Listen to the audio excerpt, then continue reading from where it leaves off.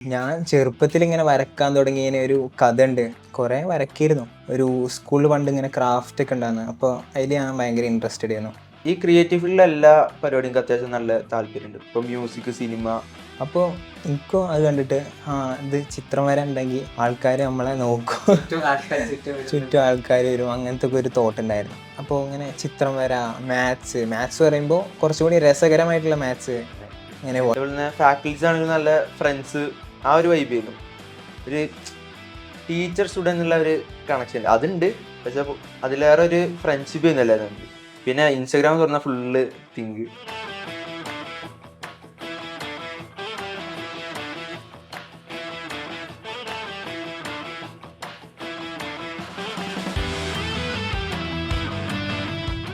Hi all, ഇന്ന് നമ്മുടെ കൂടെയുള്ളത് തിങ്ക് കോട്ടക്കൽ ബ്രാഞ്ചിലെ 2 ബിഗിഡർ സ്റ്റോപ്പേഴ്സ് ആണ്. സോ നമുക്ക് അവരെ പരിചയപ്പെടാം, അവരുടെ കൂടുതൽ വിശേഷങ്ങൾ ചോദിച്ചറിയാം. Hi. Hi, my name is Ajuvath. ഞാൻ മലപ്പുറം അക്രമിൽ നിന്നാണ് വരുന്നത്. ഈ കഴിഞ്ഞ NID ഓൾ ഇന്ത്യ റാങ്ക് 75 കിട്ടിയിട്ടുണ്ട്. ഇപ്പോൾ NID കുരുക്ഷേത്രയിൽ പ്ലേസ്ഡ് ആയിട്ടുണ്ട്. ഹായ്, എൻ്റെ പേര് മുഹമ്മദ് മുസ്തഫ. ഞാൻ പട്ടാമ്പിയിൽ നിന്നാണ് വരുന്നത്. ഇപ്രാവശ്യം NID എഴുതിയതിൽ 49 റാങ്ക് ഉണ്ട്. പിന്നെ UCD എഴുതിയതിൽ 70 റാങ്ക് ഉണ്ട്. NID കുരുക്ഷേത്രയിലാണ് ഇപ്പോൾ പ്ലേസ് ആയിരിക്കുന്നത്. Okay, so apart from your name, place, rank and all, what is the essence of you, അല്ലെങ്കിൽ എന്താണ്, ഹു ആർ യു എന്ന് ചോദിച്ചു കഴിഞ്ഞാൽ എങ്ങനെ നിങ്ങൾ ആൻസർ ചെയ്യും? ഞാനിങ്ങനെ ചെറിയ കുട്ടിയാകുമ്പോൾ കുറേ ക്രിയേറ്റീവായിട്ട് ചിത്രം വരക്കും, അങ്ങനത്തെ കാര്യങ്ങളൊക്കെ ഉണ്ടായിരുന്നു. പിന്നെ സാധാരണ കുട്ടികളെ പോലെ തന്നെ ഫുട്ബോൾ കളിക്കും, അങ്ങനെ കുറേ. പഠിത്തത്തിൽ കുറച്ച് മടിയായിരുന്നു. എപ്പോഴും മടി പറഞ്ഞൊരു സംഭവം ഉണ്ടെക്കുക. പിന്നെ ഇങ്ങനെ കുറേ വരക്കിയിരുന്നു, കുറേ ആർട്ട് വർക്ക്സ്, പിന്നെ ക്രാഫ്റ്റ് ഒക്കെ ഉണ്ടാവില്ലേ. ഒരു സ്കൂളിൽ പണ്ട് ഇങ്ങനെ ക്രാഫ്റ്റ് ഒക്കെ ഉണ്ടായിരുന്നു. അപ്പോൾ അതിൽ ഞാൻ ഭയങ്കര ഇൻട്രസ്റ്റഡ് ആയിരുന്നു. കുട്ടികൾ ഇങ്ങനെ മ്യൂസിക്, ചിലർ കരാട്ടെ, അങ്ങനെയൊക്കെ പോകുമ്പോഴും ഞാൻ അങ്ങനെ ക്രാഫ്റ്റിലായിരുന്നു എപ്പോഴും. 3-4 കൊല്ലം അത് തന്നെ കണ്ടിന്യൂ ചെയ്തിരുന്നു. അങ്ങനെയൊക്കെയായിരുന്നു. ഞാനും ഇതേപോലെയൊക്കെ തന്നെ ഈ ക്രാഫ്റ്റ്സിലൊക്കെ താല്പര്യമുള്ള, വരക്കാനും താല്പര്യമുണ്ട്. ചെറുപ്പം തൊട്ടേ ഇതൊക്കെ തന്നെ പരിപാടി. പിന്നെ ഞാൻ എന്താണെന്ന് ചോദിച്ചപ്പോൾ ഒരു ക്രിയേറ്റീവ് പേഴ്സണുള്ള ഇതിൽ തന്നെ ഈ ക്രിയേറ്റീവ് ഫീൽഡിലെ എല്ലാ പരിപാടിക്കും അത്യാവശ്യം നല്ല താല്പര്യമുണ്ട്. ഇപ്പോൾ മ്യൂസിക്, സിനിമ, അങ്ങനത്തെ ക്രിയേറ്റീവ് ആയിട്ടുള്ള എല്ലാവരും താല്പര്യപ്പെടുന്ന ഒരാൾ. ഓക്കെ, പോപ്പുലർ ആയിട്ടുള്ള എല്ലാ ഡിസൈനേഴ്സിനും എന്തെങ്കിലുമൊക്കെ ഒരു ഇൻസ്പിറേഷണൽ സ്റ്റോറി ഉണ്ടാവും. ഒരു ഡിസൈനർ ആവാൻ അവരെ പ്രേരിപ്പിച്ച എന്തെങ്കിലുമൊക്കെ ഒരു എലമെന്റ്, ഒരു പേഴ്സൺ, ഒരു ഇൻസിഡന്റ്, അങ്ങനെ എന്തെങ്കിലും ഉണ്ടാവും. അങ്ങനെ എന്തെങ്കിലും ഒരു ഒരു ഇൻസ്പിറേഷൻ നിങ്ങൾക്ക് ഉണ്ടോ നിങ്ങളുടെ ലൈഫിൽ? ഞാൻ ചെറുപ്പത്തിൽ ഇങ്ങനെ വരക്കാൻ തുടങ്ങിയതിന് ഒരു കഥ ഉണ്ട്. ചെറുപ്പത്തിൽ ഒരു ഒരു കുട്ടി ഉണ്ടായിരുന്നു. അത് നന്നായിട്ട് ചിത്രം വരയ്ക്കുമായിരുന്നു. അപ്പം ഈ കുട്ടിയെ കണ്ടിട്ട് എല്ലാവരും ഇങ്ങനെ ചുറ്റും, കുട്ടിയുടെ ചുറ്റും എപ്പോഴും ആൾക്കാരുണ്ടായിരുന്നു. ചിത്രം വരക്കണ കണ്ടിട്ടും ഓരോരോ ബാലരമയും ബാലഭൂമിയത്തൊക്കെ ക്യാരക്ടേഴ്സിനെ വരച്ചുകൊണ്ടും അങ്ങനെയൊക്കെ അതൊരു രസമായിരുന്നു. അപ്പോൾ എനിക്കും അത് കണ്ടിട്ട് ഇത് ചിത്രം വര ഉണ്ടെങ്കിൽ ആൾക്കാർ നമ്മളെ നോക്കും, ചുറ്റും ആൾക്കാർ വരും, അങ്ങനത്തെ ഒക്കെ ഒരു തോട്ട് ഉണ്ടായിരുന്നു. അപ്പം ഞാനും ഇങ്ങനെ പഠിച്ചു തുടങ്ങി.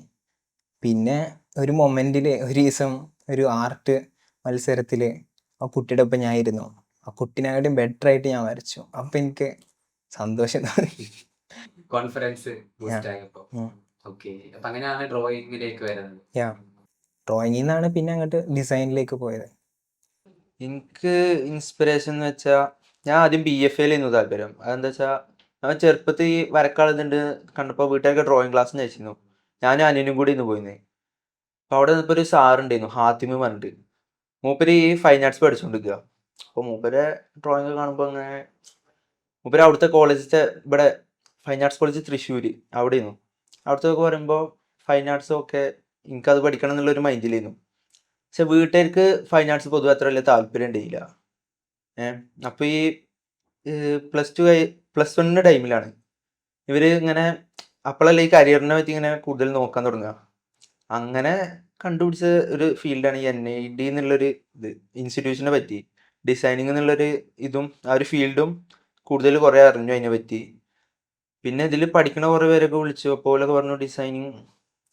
അപ്പം എനിക്ക് അതിനെപ്പറ്റി കൂടുതൽ കേട്ടപ്പോൾ എനിക്ക് ഫൈൻ ആർട്സിനൊക്കെ താല്പര്യം ഡിസൈനിങ്ങിനോട് അങ്ങനെ തോന്നി. അങ്ങനെ ഡിസൈൻ എന്നുള്ളൊരു ഒരു ഡിസൈനർ ആവണം എന്നുള്ളൊരു ഡിസിഷന്റെ ശേഷം തിങ്കിലേക്കുള്ള ഒരു ജേണി എങ്ങനെയായിരുന്നു? അതല്ലെങ്കിൽ എങ്ങനെയാണ് നിങ്ങൾ തിങ്കിൽ എത്തിയത്? തിങ്കിലേക്ക് എത്തിയത് പറയുമ്പോൾ വളരെ അപ്രതീക്ഷിതമായിട്ടാണ് എത്തിയത്. ഞാൻ +2 പഠിച്ചുകൊണ്ടിരിക്കുന്ന ടൈമിലാണ് തോന്നുന്നു അവിടെ ഒരു ഗ്രൂപ്പ് ഉണ്ടായിരുന്നു കരിയർ ഗൈഡൻസിൻ്റെ. അപ്പോൾ ഇതിലിങ്ങനെ എൻട്രൻസ് എക്സാമിൻ്റെ ഓരോ കാര്യങ്ങൾ പറയും. അപ്പോൾ ഇതിൽ ഞാൻ യൂസീഡാണ് ആദ്യം കേൾക്കുന്നത്. പിന്നെ യൂസീഡിൽ ഞാൻ ഓക്കെ ഇതിൽ രസമുള്ള പരിപാടിയാണ്. NID പറ്റി അപ്പോൾ ഐഡിയ ഉണ്ട്, പക്ഷെ എന്നാലും ഞാൻ ചെയ്തില്ല. യൂസിഡാണ് കുറച്ചുകൂടെ സ്ട്രൈക്കിംഗ് ആയിട്ട് ആദ്യം തോന്നിയത്. അപ്പോൾ ഇങ്ങനെ ചിത്രം വര, മാത്സ് പറയുമ്പോൾ കുറച്ചുകൂടി രസകരമായിട്ടുള്ള മാത്സ് ഇങ്ങനെ വഴി കണ്ടത്. ഇൻട്രസ്റ്റിംഗ് ആണ് യൂസിഡിന്റെ ക്വസ്റ്റ്യൻസ്, വളരെ ഇൻട്രസ്റ്റിംഗ് ആണ്. ഞാൻ അപ്പോൾ അങ്ങനെ നോക്കിയപ്പോൾ യൂസീഡ് എഴുതി നോക്കാം, ട്രൈ ചെയ്ത് നോക്കാമെന്ന് നോക്കി. പിന്നെ ഞാൻ എൻട്രൻസ് എക്സാം എഴുതി +2ൻ്റെ ടൈമിൽ തന്നെ. അപ്പോൾ എനിക്ക് അത്യാവശ്യം ഒരു റാങ്ക് കരസ്ഥമാക്കാൻ പറ്റി. എനിക്ക് അപ്പോൾ ഓക്കെ ഒന്നും കൂടി പഠിച്ച് ചെയ്താൽ ഒന്നും കൂടി ബെറ്റർ റാങ്ക് കിട്ടും എന്നുള്ളൊരു ഐഡിയ ഉണ്ടായി. അങ്ങനെയാണ് ഞാൻ അങ്ങനെ അന്വേഷിക്കണേ.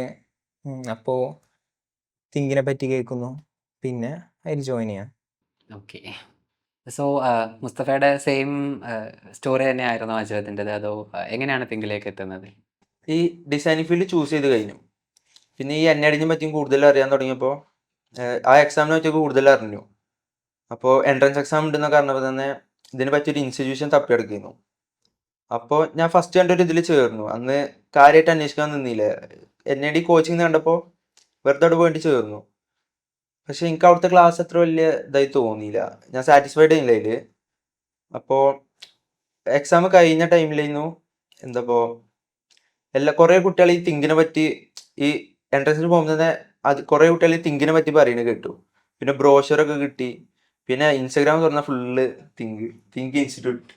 ഓക്കെ. അപ്പോൾ അങ്ങനെ ഇതാക്കി തിങ്കിൽ ചേരാനുള്ളൊരു ഇതിൽ 1 ഇയർ റിപ്പീറ്റ് തിങ്കിൽ തന്നെ ചേർന്നു.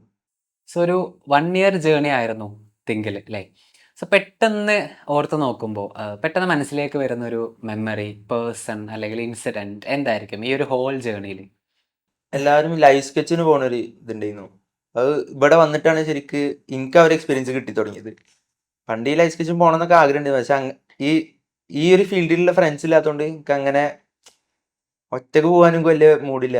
ഇവിടെ വന്നപ്പോഴാണ് ഇനി ലൈവ് സ്കെച്ചിനൊക്കെ പോകാൻ തുടങ്ങി. ഇപ്പോൾ അത് നല്ലൊരു എക്സ്പീരിയൻസ് ആയിരുന്നു. എല്ലാവരും പാടി കോഴിക്കോട് പോയി, തൃശ്ശൂർ പോയി, കൊച്ചി പോയി, എല്ലായിടത്തും പോയി. ലൈവ് സ്കെച്ചിന് തന്നെയാണോ പോയേ? ലൈവ് സ്കെച്ചിന് live sketch okay okay. Live sketch ഇതേപോലെ ഒരു അടിപൊളി എക്സ്പീരിയൻസ് ആയിരുന്നു. ലൈവ് സ്കെച്ചിന് പോകുമ്പോഴാണ് നമ്മളിങ്ങനെ ചുറ്റുള്ളതൊക്കെ കുറെ ഒബ്സേർവ് ചെയ്യണതൊക്കെ നല്ല രസമുള്ള പരിപാടിയാണ്.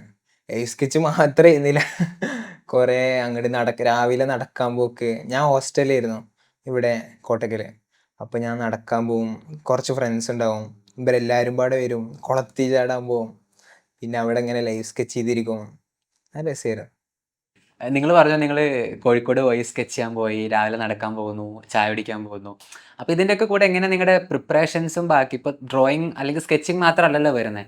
അപ്പോൾ നിങ്ങൾ NID IIT എന്നൊക്കെ പറയുന്ന എല്ലാവരും ഡ്രീം ചെയ്യുന്ന ഒരു അച്ചീവ്മെൻറ്റ്, എങ്ങനെയാണ് നിങ്ങൾ അതിൻ്റെ പ്രിപ്പറേഷൻസ് ഒക്കെ എങ്ങനെയായിരുന്നു? ഈ ഒരു എൻജോയ്മെൻറ്റിൻ്റെ കൂടെ എങ്ങനെയായിരുന്നു പ്രിപ്പറേഷൻസ് കാര്യങ്ങളൊക്കെ? ഡെയിലി ക്ലാസ് 4 മണിയാകുമ്പോൾ കഴിയും. പക്ഷെ ഞങ്ങൾ അപ്പം തന്നെ പോരൂല. ഈ കൂട്ടത്തിൽ എല്ലാം അറിയുന്ന ഒരുത്തുണ്ടാവും. ഈ മാത്സ് ഒക്കെ ആണെങ്കിൽ തന്നെ അത് അബനെന്നു. എന്നിട്ട് ഇബന് വലിയ ഇതായിട്ട് ഇബനോട് ഞങ്ങൾ പറയും ഞങ്ങൾക്ക് പഠിപ്പിച്ചോണ്ടാ ഇത് പറഞ്ഞോണ്ടാ എക്സാം നമുക്കും വേണം അങ്ങനെ പറഞ്ഞിട്ട് ഓനെ ബോർഡ് കയറ്റും മാർക്കറും കൊടുത്തിട്ട്. എന്നിട്ട് ബുക്ക് കൊടുത്തിട്ട് ഓൻ തന്നെ ക്വസ്റ്റ്യൻസ് ചെയ്തും എന്നിട്ട് കിട്ടിയില്ലെങ്കിൽ പറഞ്ഞു തരും. അങ്ങനെ ടീച്ചേഴ്സും ഉണ്ടായിരുന്നു. അപ്പം അറിയണവർ ഇങ്ങനെ ക്ലാസ് കഴിഞ്ഞിട്ട് കുറച്ച് നേരം അവിടെ നിന്ന് പഠിപ്പിച്ചിരുന്നു ഞങ്ങൾക്ക്. പിന്നെ വീട്ടിൽ പോയിട്ടാണെങ്കിലും വീഡിയോ കോളൊക്കെ ചെയ്ത് പഠിക്കലുണ്ടായിരുന്നു. ഇപ്പം പറഞ്ഞ പോലെ തന്നെ ഇപ്പം ഞാൻ പഠിപ്പിക്കുമ്പോഴും എനിക്കും കിട്ടാത്ത കുറച്ച് സാധനങ്ങൾ ഉണ്ടാവും. അപ്പോൾ വേറെ സ്റ്റുഡൻസ് വന്ന് പറഞ്ഞു തരും, എനിക്കിതറിയാം, ഞാൻ പറഞ്ഞുതരാന്ന് പറഞ്ഞിട്ട് ഓരോരുത്തർ മുന്നോട്ട് വരും. അങ്ങനെ കുറേ വൈബായിട്ട് പഠിച്ചിട്ടുണ്ടായിരുന്നു. പിന്നെ ഞങ്ങൾക്ക് ആർക്കും കിട്ടിയില്ലെങ്കിൽ ഞങ്ങൾ എന്ത് ചെയ്യും, അപ്പുറത്ത് നിന്ന് സ്റ്റാഫിനെ മിസ്സിനെ വിളിച്ചുകൊണ്ടും. തിങ്കിൽ നിങ്ങൾക്ക് ഏറ്റവും കൂടുതൽ സപ്പോർട്ടീവായിട്ട് തോന്നിയിട്ടുള്ള, അതായത് നിങ്ങളുടെ ഒരു റിസൾട്ടിലേക്ക് കൂടുതൽ ഇൻഫ്ലുവൻസ് ചെയ്തു എന്ന് തോന്നുന്ന ഒരു ഫാക്ടർ എന്തായിരിക്കും? തിങ്കിൽ പറയുമ്പോൾ അവിടുത്തെ സ്റ്റാഫൊക്കെ നമുക്ക് നല്ല സപ്പോർട്ട് തരും. അത് ഇമോഷണൽ സപ്പോർട്ട് നന്നായിട്ട് തരും. നമ്മൾ എന്തെങ്കിലും ഡൗൺ ആയാലോ, നമുക്ക് എന്തെങ്കിലും പഠിത്തത്തിലോ നമ്മളെ എന്തെങ്കിലും മിസ്റ്റേക്ക് പറ്റിയാലോ, നമ്മൾ എങ്ങനെയെങ്കിലും മാർക്കിലോ മോഡൽ എക്സാംസ് ഒക്കെ ഉണ്ടാവും, അതിലൊക്കെ മാർക്ക് കുറഞ്ഞാലോ ഇവർ പറയും എന്താ കാരണം, എങ്ങനെയൊക്കെ ചോദിക്കും. അങ്ങനെ കുറേ സപ്പോർട്ട് ചെയ്യും, എനിക്ക് അച്ചീവ് ചെയ്യാൻ പറ്റും. അങ്ങനെ കുറേ സപ്പോർട്ട് ചെയ്ത് തന്നുണ്ട്. എനിക്ക് മെയിനായിട്ട് ഈ കുറേ കുട്ടികൾ ഒരുമിച്ച് പഠിക്കുന്നുണ്ടേ എല്ലാവർക്കും പല പല ഐഡിയാസ് ആണ്. ഇപ്പോൾ മെറ്റീരിയൽ ഹാൻഡ്ലിങ്ങിലാണെന്നെ ഞാൻ ഉപയോഗിക്കുന്ന പോലെയല്ല വേറെ കുട്ടി വേറെ മെറ്റീരിയൽ ഉപയോഗിക്കുക. അപ്പൊ അങ്ങനെ അങ്ങനെ കുറെ ഐഡിയാസ് കിട്ടി. എനിക്ക് എക്സാമിന് ഇപ്പോഴും നല്ല ഓർമ്മയുണ്ട്. അവിടെ ക്ലാസ്സിൽ കണ്ട ഒരു കുട്ടീന്റെ ആ കുട്ടി എങ്ങനെ മെറ്റീരിയൽ യൂസ് ചെയ്യുന്നത് അതേപോലെ ഇന്ന് എക്സാമിന്റെ ടൈമിലൊക്കെ ഞാൻ യൂസ് ചെയ്യുന്നത്. കാരണം എനിക്ക് ക്ലാസ്സിന് ചെയ്യുമ്പോൾ കിട്ടിയിരുന്നില്ല. എക്സാമിന്റെ ടൈമിൽ വന്നു. അപ്പോൾ എക്സാമിന് ഏറ്റവും കൂടുതൽ ഹെൽപ്പ് ചെയ്തത് അതാണ്. പിന്നെ തിങ്കളന്ന് ഈ മോക്ക് എക്സാം ഒക്കെ നടത്തും. അതും നല്ല രീതിക്ക് ഹെൽപ്പ് ചെയ്യുന്നുണ്ട്. പല പല ക്വസ്റ്റ്യൻസും ആ ക്വസ്റ്റ്യൻസിനെ പറ്റി ഒരു ഐഡിയ കിട്ടി. എങ്ങനെ നമ്മൾ ചെയ്യേണ്ടതെന്നും ഫാക്കൽറ്റീസ് ഒക്കെ പറഞ്ഞുതരും. തിങ്കിലെ ഫാക്കൽറ്റീസിനെ എടുത്ത് പറയാന്ന് വെച്ചാൽ ഡ്രോയിങ്ങിൽ വിഷ്ണു സാറ് നല്ല ഹെൽപ്പ് ചെയ്തിരിക്കുന്നു. എല്ലാ കാര്യത്തിലായാലും മൂപ്പരാള് ഒപ്പം സപ്പോർട്ട് ഉണ്ടായിരുന്നു. വിഷ്ണു സാർ ഇതേമാതിരി അടിപൊളി മനുഷ്യനാണ്. സാറ് ഡ്രോയിങ്ങിൽ നല്ല ഐഡിയ ഉള്ള ആളാണ്. എനിക്ക് ഞങ്ങളുടെ വരുന്ന ഈ പേഴ്സ്പെക്റ്റീവ് ഇല്ലേ അതിനെ പറ്റി എനിക്ക് വലിയ ധാരണ ഉണ്ടായില്ല. അപ്പോൾ സാറിൻ്റെ ഒപ്പം സാർ ഒപ്പം ഇരുന്ന് പഠിപ്പിച്ചു തരും എനിക്ക് പേഴ്സ്പെക്റ്റീവ് കാര്യമായിട്ട്. ഈ 1 പോയിന്റ് 2 പോയിന്റ് എല്ലാം സാർ പഠിപ്പിച്ചു തന്നെ. സോ പ്രിപ്പറേഷൻസ്, മോക്ക് എക്സാംസ് ഇതൊക്കെ മാറ്റി നിർത്തിയിട്ട് അക്കാഡമിക്സ് മാറ്റി നിർത്തി നോക്കുകയാണെന്നുണ്ടെങ്കിൽ എങ്ങനെയായിരുന്നു തിങ്കിലെ ഒരു ലൈഫ്? എങ്ങനെ ഉണ്ടായിരുന്നു ഒരു ഹോൾ ജേണി നിങ്ങൾ ഓർത്ത് നോക്കുമ്പോൾ? പഠിക്കുക എന്നുള്ളൊരു ഇത് നമുക്ക് അവിടുന്ന് കിട്ടിയില്ല. ബാക്കിയുള്ള കോച്ചിങ് സെന്ററിൽ പോവുകയാണെങ്കിൽ നമുക്ക് ആ ഒരു ഫീൽ അടിക്കൂലേ, ഈ പഠിക്കണല്ലോ ആ ഒരു ഇതില്ലേ, അത് ഇവിടെ കിട്ടിയിട്ടില്ല. അത് വലിയൊരു കാര്യമാണ്. കാരണം നമുക്ക് ഇഷ്ടപ്പെട്ട് പഠിക്കുന്ന വിഷയമാണ്. പിന്നെ എല്ലാവരും അങ്ങനെ ഫോഴ്സ് ചെയ്യേണ്ട ആവശ്യം വന്നില്ല. കാരണം എല്ലാവർക്കും താല്പര്യമുള്ളതുകൊണ്ട് തന്നെ പറഞ്ഞതിൽ തന്നെ എല്ലാവരും ചെയ്യും. തിങ്കിത്തെ വർക്ക്ഷോപ്സും കാര്യങ്ങളൊക്കെ നല്ല വൈബായിരുന്നു. പിന്നെ ഔട്ട്ഡോർ സ്കെച്ചിങ് ഉണ്ടായിരുന്നു. പിന്നെ നമ്മൾ ഫ്രണ്ട്സൊക്കെ ആയിട്ട് ഇങ്ങനെ പോകുമ്പോൾ നല്ല രസമായിരുന്നു. സാറുമാരുണ്ടാവും. ഇനി ഗ്രൂപ്പ് വർക്ക്സ് തരലുണ്ട്. അത് നല്ല അടിപൊളി എക്സ്പീരിയൻസ്. എല്ലാവരും പാടി ഇരുന്ന് പലവർക്കും പല ഐഡിയാസും, എന്നിട്ട് കുറച്ച് തർക്കമൊക്കെ ഉണ്ടാവും. എനിക്കത് ചെയ്യണം, എനിക്കിത് ചെയ്യണം. ഈ വലിയൊരു ചാർട്ട് ഉണ്ട്, അതിൽ വരക്കാനൊക്കെ പറയും. അപ്പോൾ ഒരാൾ ഇത് വരക്കുമ്പോൾ മറ്റേ അത് പറ്റൂല, എനിക്ക് ഇത് വരക്കണം. എന്നിട്ട് അങ്ങനെ അങ്ങനെ കുറേ അടിയൊക്കെ ഉണ്ടാക്കി എന്നിട്ട് അവസാനം ഒരു ഇതിലൊക്കെ എത്തി. അതൊക്കെ നല്ലൊരു എക്സ്പീരിയൻസ് ആയിരുന്നു. അതുപോലെ തന്നെ ഫാക്കൽറ്റീസ് ആണെങ്കിലും നല്ല ഫ്രണ്ട്സ്, ആ ഒരു വൈബ് ചെയ്യുന്നു. ഒരു ടീച്ചർ സ്റ്റുഡൻ്റ് എന്നുള്ള ഒരു കണക്ഷൻ അതുണ്ട്. പക്ഷെ അതിലേറെ ഒരു ഫ്രണ്ട്ഷിപ്പ് ചെയ്യുന്നു എല്ലാവരും തമ്മിൽ. അത് നല്ല രസമായിരുന്നു. തിങ്കിൽ ഇങ്ങനെ കുറേ സെലിബ്രേഷൻസ് ഉണ്ടായിരുന്നു. അതിൽ ഏറ്റവും ഇപ്പം മൈൻഡിലേക്ക് വരുന്നത് ഓണ സെലിബ്രേഷനാണ്. ഇവനായിരുന്നു മാവേലി. അന്നൊരു പ്രശ്നം ഉണ്ടായി. മാവേലിക്ക് കോസ്റ്റ്യൂം നോക്കാൻ പോയി. അപ്പോൾ ഞങ്ങൾ റെൻറ്റിന് എടുക്കാന്നുള്ളൊരു ഐഡിയ ഉണ്ടായിരുന്നു. അതിന് 1000 റുപ്പീസ് എത്ര ആവും വിചാരിച്ചു. അപ്പോൾ ഞങ്ങളുടെ മൈൻഡിൽ എന്താണ്, ഞങ്ങൾക്കൊരു കോസ്റ്റ്യൂം ഉണ്ടാക്കിയാലോ എന്ന്. എന്നാൽ ചുരുങ്ങിയ ചിലവിൽ ഞങ്ങളൊരു കോസ്റ്റ്യൂം അന്ന് ഉണ്ടാക്കുക ചെയ്ത്. എന്നിട്ടൊക്കെ എന്റെ മേത്തെ പരീക്ഷ അളവൊക്കെ എടുക്കണ കാണണം. ഈ കാർഡ്ബോർഡൊക്കെ വിട്ടുപിടിച്ച് തലനെ ചുറ്റി ഇങ്ങനെ വെക്കുക. അവിടെ നിന്ന് ഇളകാൻ സമ്മതിക്കണില്ല. എന്നിട്ട് അത് വർക്കായോ ആക്ച്വലി കോസ്റ്റ്യൂം? അടിപൊളി സെറ്റ്. മീശൊക്കെ ഉണ്ടാക്കിയിരുന്നു. എന്നിട്ട് ഇവിടെ ഒട്ടിച്ച് വെച്ചിട്ടാണെങ്കിൽ പറഞ്ഞിങ്ങനെ പോരുക. ഞങ്ങൾക്ക് സിമ്പിളായിട്ടൊരു സാധാരണ ഒരു കോമൺ ഓണം സെലിബ്രേഷൻ ആയിരുന്നില്ല. ഒരു തീം ഉണ്ടായിരുന്നു ഞങ്ങളെ സെലിബ്രേഷന്. പിന്നെ ഞങ്ങളൊരു വീഡിയോ ഒക്കെ ഉണ്ടാക്കിയിരുന്നു തീം ബേസ് ചെയ്തിട്ട്. ഓണത്തിൽ അന്നത്തെ കോൺസെപ്റ്റ് എന്തേന്ന്, ചക്രവ്യൂഹത്തിൽ അകപ്പെട്ട മാവേലി. പിന്നെ മാവേലി മാവേലി അകപ്പെടണൊക്കെ രസമായിരുന്നു. അവിടെ ഒരു ക്ലാസ് റൂം എടുത്തിട്ട് ഡെസ്ക് ഒക്കെ ഇങ്ങനെ കുത്തനെ വെച്ചിട്ട് അതിന്റെ മേലെ കറുത്ത തുണിയും കുറെ കയറും പുല്ലും മണ്ണൊക്കെ കിടന്ന് ഇതാക്കിയിട്ട് ഒരു മെയ്സ് തന്നെ സെറ്റ് ചെയ്ത്. എന്നിട്ട് ലൈറ്റിംഗ് ഒക്കെ സെറ്റ് ചെയ്യണോ ഫ്ലാഷിലൊക്കെ അടിച്ച് ഇങ്ങനെ കിടക്കുന്നത് വിരലോണ്ട് ഇങ്ങനെ മിന്നിക്കുക. എന്നിട്ട് ഈ കർട്ടന്റെ അപ്പുറത്ത് കൂടി തന്നെ ഒരാള് ഫ്ലാഷ് പിടിച്ചിങ്ങനെ ഓടും. രക്ഷിക്കാൻ ഒരാൾ അതിൻ്റെ ഉള്ളിൽ വരും കേട്ടോ. എന്നിട്ട് ഒരു മെയ്സാണ് ഈ ഓണത്തിന്റെ തീം ഞങ്ങള് ചൂസ് ചെയ്യുന്നത്. എന്നിട്ട് അതിന് രക്ഷിക്കാൻ ആള് വരുമ്പോ അയാളുടെ ഒപ്പം തന്നെ ഫ്ലാഷ് പിടിച്ച ഒരാൾ ഓടുക. പിന്നെ ഹാലോവീൻ ഉണ്ടായിരുന്നു. ഹാലോവീൻ ഇതുപോലെ നല്ല രസമായിരുന്നു. കുറെ ആൾക്കാരുടെ മുഖത്തൊക്കെ പെയിന്റ് അടിച്ചു, പെയിന്റ് എറിഞ്ഞു, ചോരൊക്കെ ആക്കണ, കയ്യിലിങ്ങനെ ചോപ്പ് പെയിന്റ് എടുത്ത് എറിയുക. രസമായിരുന്നു. നിങ്ങളുടെ പ്രൊമോ വീഡിയോയിൽ ഷൂട്ട് ചെയ്ത ആ വീഡിയോ നല്ലതായിരുന്നു. നിങ്ങളൊരു ഔട്ട്ഡോർ ഒരു ഷൂട്ടൊക്കെ അത് ചെയ്തിട്ടുണ്ടായിരുന്നു. ഞങ്ങള് ഇതേപോലെ തന്നെ മുന്നേ ലൈഫ് സ്കെച്ചിന് പോയപ്പോ കണ്ടൊരു വീടാണ്. അപ്പൊ അവിടെ ഒരു ആർട്ടിസ്റ്റ് തന്നെയായിരുന്നു. അപ്പൊ അയാൾക്ക് പൊതുവെ ഞങ്ങൾ ഡിസൈനിങ്ങിന് പഠിക്കണ അതുകൊണ്ട് മൂപ്പർക്ക് നല്ല താല്പര്യം ഉണ്ടായിരുന്നു. എന്നിട്ട് ഇന്നൊക്കെ വരച്ചൊക്കെ നിന്നു എന്റെ സ്കെച്ച് ബുക്കില്. പിന്നെ അയാളെ നമ്പറൊക്കെ വാങ്ങിയിരുന്നു. പിന്നെ വിളിച്ച് ചോദിച്ചു വീഡിയോ എടുക്കാൻ വരട്ടെ. മൂപ്പര് ഒരു എതിർപ്പില്ല, വന്നോളി പറഞ്ഞ്. ആ ഒരു പഴഞ്ചൻ സ്റ്റൈല് വീടിയിരുന്നു. പ്രിപ്പറേഷൻസ് ഒക്കെ കഴിഞ്ഞ് എക്സാമും എഴുതി കഴിഞ്ഞ് റിസൾട്ട് വരുന്ന ഒരു ദിവസം ഉണ്ടല്ലോ, റിസൾട്ടിന് വേണ്ടിയിട്ടുള്ള ആ ഒരു വെയിറ്റിംഗ്. സോ റിസൾട്ട് ഔട്ടായി കഴിഞ്ഞിട്ടുള്ള റിയാക്ഷൻ എങ്ങനെയായിരുന്നു? നിങ്ങളുടെ ഒരു റിയാക്ഷൻ എങ്ങനെയായിരുന്നു? ഓൾസോ മറ്റുള്ളവരുടെ റിയാക്ഷൻ എങ്ങനെയായിരുന്നു? Parents, staffs, friends? റിസൾട്ട് വന്ന ദിവസം അന്ന് ക്ലാസ് ഉണ്ടായിരുന്നു. അപ്പോൾ നിഫ്റ്റിന്റെ സിറ്റുവേഷൻ ടെസ്റ്റിന്റെ ക്ലാസ് നടന്നുകൊണ്ടിരിക്കുക. അന്ന് 4 മണിക്കാണ് വന്നത്. അപ്പോൾ 3:30 ആകുമ്പോൾ തന്നെ ക്ലാസ്സിലിരിക്കുകയാണ്. 3:30 മിസ് വന്നിട്ട് വിളിച്ച് പുറത്തേക്ക് കൊടുന്നു. പക്ഷെ ക്ലാസ്സിൽ നിന്ന് എല്ലാവരും വന്നു റിസൾട്ട് അറിയാൻ വേണ്ടി. ക്ലാസ് നടന്നുകൊണ്ടിരിക്കുകയാണ്, എല്ലാവരും വർക്കൊക്കെ നിർത്തിയിട്ട് നേരെ ഒപ്പം വന്നു. എന്നിട്ട് എല്ലാവരും ഇങ്ങനെ ടെൻഷനൊക്കെ ഉണ്ടെന്ന് നോക്കുമ്പോൾ കിട്ടോ കിട്ടില്ല ഒരു ഇത് കിട്ടി, സന്തോഷമായിരുന്നു. റിസൾട്ട് വന്നപ്പോൾ ഭയങ്കര എക്സൈറ്റിംഗ് ആയിരുന്നു ഞങ്ങൾക്ക്. ആകെ ടെൻഷനായിരുന്നു നോക്കുന്ന ടൈമിൽ. കിട്ടിയെന്നുണ്ട് അറിഞ്ഞപ്പോൾ ഭയങ്കര ആഹ്ലാദമായിരുന്നു. ചാടിക്കളിക്കലും സാറിൻ്റെ അടുത്ത് പൊക്കലും. ആകെ ഒച്ചപ്പാടായിരുന്നു അവിടെ ഉം. ആ ക്ലാസ്സിൽ. ഇനി അടുത്തതായിട്ട് ഡിസൈൻ ചൂസ് ചെയ്യാൻ പോകുന്ന ഡിസൈൻ ആസ്പിരൻസിൻ്റെ അടുത്ത് അല്ലെങ്കിൽ BDS എൻട്രൻസ് എക്സാമിന് വേണ്ടിയിട്ട് പ്രിപ്പയർ ചെയ്യുന്നവരുടെ അടുത്ത് നിങ്ങൾക്ക് കൊടുക്കാനുള്ള എന്തെങ്കിലും ടിപ്സ് അല്ലെങ്കിൽ നിങ്ങൾക്ക് എന്തെങ്കിലും ഷെയർ ചെയ്യാനുണ്ടോ? ഡിസൈൻ എൻട്രൻസ് എക്സാം പ്രിപ്പയർ ചെയ്യുമ്പോൾ നമുക്ക് ആദ്യം വേണ്ട ക്രിയേറ്റിവിറ്റിയേക്കാൾ പുറമെ ഒബ്സർവേഷനാണ്. ഒബ്സർവേഷൻ നന്നായിട്ട് വേണം. എല്ലാ കാര്യങ്ങളും, എല്ലാ മൈന്യൂട്ട് എല്ലാ ഡിസൈൻസും നമ്മൾ ഒബ്സർവ് ചെയ്യണം.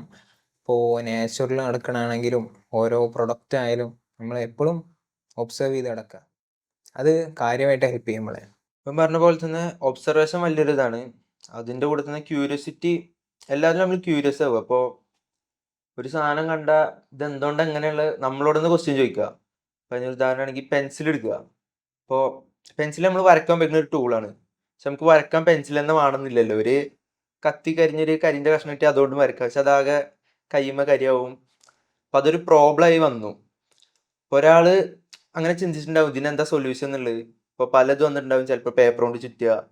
പക്ഷെ ഏറ്റവും ഇപ്പോൾ മോസ്റ്റ് കോമൺ ആയിട്ടുള്ളത് വുഡൻ, അതിൻ്റെ ഉള്ളിൽ കൂടെ ലെഡ് യൂസ് ചെയ്തിട്ടുള്ളത്. അപ്പോൾ അതങ്ങനെ ആ പ്രോബ്ലത്തിന് സോൾവ് ചെയ്തു. അത് അയാളങ്ങനെ ക്യൂരിയോസിറ്റി കാണിച്ചുകൊണ്ടാണ്. അതേപോലെ തന്നെ എല്ലാത്തിലും എല്ലാ പ്രോബ്ലം സോൾവിനും ക്യൂരിയോസിറ്റി കാണിക്കുക. ക്യൂരിയോസിറ്റി കാണിച്ചാൽ പൊതുവെ നമ്മൾ അതിനുള്ള സൊല്യൂഷൻ തപ്പിപ്പോവും. അപ്പം നമുക്ക് എന്തെങ്കിലുമൊക്കെ കിട്ടും. നമ്മളിപ്പോൾ മറ്റ് എൻട്രൻസ് എക്സാം പോലെ ടെൻഷൻ അടിച്ചിട്ടോ അതോ തലേ ദിവസം അങ്ങനെ പഠിച്ച് കാണാതെ പഠിച്ച് അങ്ങനെ പോകേണ്ട ആവശ്യമില്ല. ഡിസൈൻ എൻട്രൻസ് എക്സാം ഭയങ്കര കൂളായിട്ട് പോയിരുന്ന നല്ല നല്ല ഐഡിയാസ് വരും. അങ്ങനെയാണ് ഈ എൻട്രൻസ് എക്സാം ക്രാക്ക് ചെയ്യാൻ പറ്റുക. ഇതിന് ഇതേപോലെ എത്ര പഠിച്ചാലും നമ്മൾ വിചാരിക്കണമെന്നല്ല വരിക. അത് ഇതിൻ്റെ ഒരു വലിയ ഫാക്ടറാണ്. ഇപ്പോൾ ഡിസൈനിൻ്റെതായിട്ട് തന്നെ കഴിഞ്ഞ കൊല്ലം ബാഗ് ഡിസൈൻ ചെയ്യാൻ വന്നു കരുതി ഇക്കൊല്ലം അതൊന്നും വരണമെന്നില്ല. ചിലപ്പോൾ ഡിസൈൻ ചെയ്യാൻ തന്നെ ചോദിക്കണമല്ലോ. ഇപ്രാവശ്യം കുറേ എത്തിക്സിൻ്റെ ക്വസ്റ്റ്യനൊക്കെ ചോദിച്ചിരുന്നു നമ്മളുടെ പേഴ്സ്പെക്റ്റീവ് അങ്ങനെ അറിയാൻ വേണ്ടി. അപ്പോൾ തന്നെ എത്ര പഠിച്ചാലും ടെൻഷൻ അടിച്ചിട്ട് കാര്യമില്ല. എന്തുവാണെങ്കിലും ചോദിക്കും, എവിടുന്ന് ആണെങ്കിലും ചോദിക്കും. അപ്പോൾ ആ ഒരു മൈൻഡിൽ നിന്ന് പോയി എഴുതുക ടെൻഷൻ ഇല്ലാതെ. എന്തോ വെച്ചാൽ നമുക്ക് ആൻസർ ചെയ്യാൻ പറ്റുന്ന ഒരു കോൺഫിഡൻസ് ഉള്ളിൽ വെച്ചിട്ട് പോയി ചാമ്പുന്നേ. സോ ഇപ്പം നമ്മുടെ ഡിസൈൻ ടോപ്പേഴ്സ് പറഞ്ഞ പോലെ observation, curiosity, peace of mind ഇതുപോലുള്ള ടിപ്സ് എല്ലാം ഇനി വരുന്ന ഡിസൈൻ എക്സ്പീരിയൻസിനും ഹെൽപ്ഫുൾ ആവട്ടെ. മറ്റൊരു സക്സസ് സ്റ്റോറിയുമായിട്ട് നമുക്ക് വീണ്ടും കാണാം. It's me Febin signing off.